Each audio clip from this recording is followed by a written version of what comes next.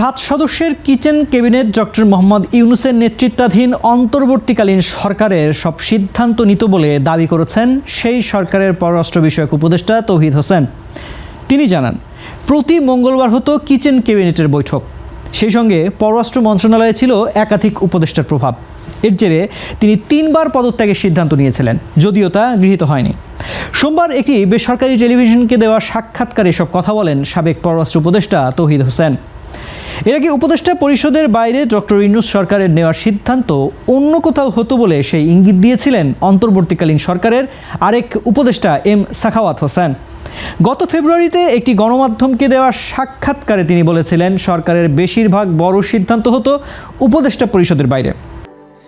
Sandalina so, রূপচর্চায় আভিজাত্য।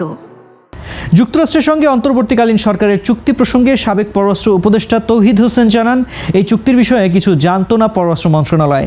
এতে তার মন্ত্রণালয়ের কোনো সম্পৃক্ততা ছিল না। চুক্তির নেপথ্যে ছিলেন নিরাপত্তা উপদেষ্টা ও বাণিজ্য উপদেষ্টা। তিনি বলেন, কোনো কারণ ছিল হয়তো চুক্তি করতে বাধ্য ছিলাম এবং বাধ্যবাধকতা না থাকলে এটা নির্বাচিত সরকারের উপর ছেড়ে দেওয়া যথাযথ হতো। তৌহিদ হোসেন বলেন, ডিপ স্টেট পৃথিবীতে প্রতিটা ঘটনার সঙ্গে সক্রিয়ভাবে জড়িত থাকে। পৃথিবীতে কিছুই ঘটে না ডিপ স্টেট ছাড়া। তারা সেখানে ম্যানুপুলেট করে থাকে। নিজের প্রত্যাশার বড় অংশ পূরণ হয়নি জানিয়ে সাবেক এই কূটনীতিক বলেন, কোনো এক উপলক্ষে আমাকে কিচেন ক্যাবিনেটে যেতে হয়েছিল রাষ্ট্রীয় অতিথি ভবন যমুনায়। পরে জেনেছি প্রতি মঙ্গলবার তারা সেখানে বসেন, সিদ্ধান্ত নেয় কেউ কেউ। এ ধরনের কথাবার্তা শোনা যেত, আমার কানেও আসতো। এর বাইরে আমার জানা ছিল না এবং একটা গ্রুপ আছে যারা বসে সিদ্ধান্ত নিত। ক্ষমতাচ্যুত সাবেক প্রধানমন্ত্রী শেখ হাসিনাকে ফেরত চেয়ে ভারতকে চিঠি দিয়েছিল সরকার। এর কোনো উত্তর দেয়নি ভারত। এ বিষয়ে সাবেক পররাষ্ট্র উপদেষ্টা বলেন, উত্তর কি আমরা চেয়েছিলাম? কোনো উত্তর খুব একটা আমরা আশা করিনি। আমি মনে করি আওয়ামী লীগ রাজনীতি থেকে চলে গেছে বা যাচ্ছে এমনটা না। মানুষের স্মৃতিশক্তি খুব দীর্ঘ নয়। আমি বিশ্বাস করি আওয়ামী লীগ রাজনীতিতে ফিরে আসবে এবং আমার অনুমান তারা আগামী নির্বাচনে অংশগ্রহণ করবে। বিএনপি সরকারকে নিয়ে এখনই কোনো মূল্যায়ন করতে নারাজ তিনি।